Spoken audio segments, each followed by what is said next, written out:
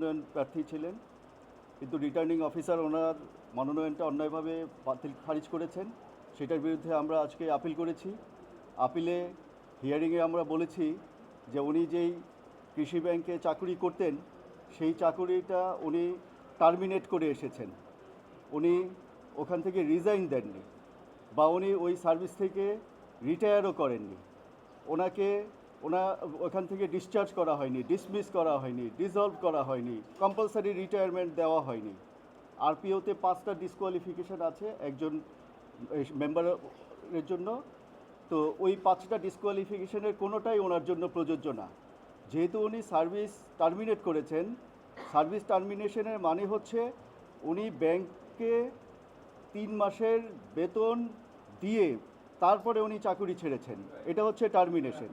এটাকে রেজিগনেশন বলা যাবে না, এটা রেজিগনেশন না। যদি উনি রেজিগনেশন দিতেন তাহলে উনি ওই টাকাটা পরিশোধ করতেন না।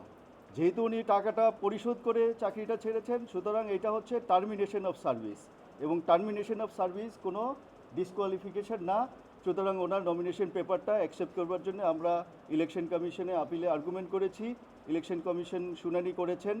এখন আমরা আদেশের অপেক্ষায় আছি। এই আদেশ যদি আমাদের পক্ষে আসে তাহলে ভালো, আর না হলে আমরা যদি বিপক্ষে যাই তাহলে হাইকোর্টে রিট পিটিশন ফাইল করবো ইনশাল্লাহ। Thank you very much. আমি সিনিয়র অ্যাডভোকেট মোহাম্মদ হোসেন।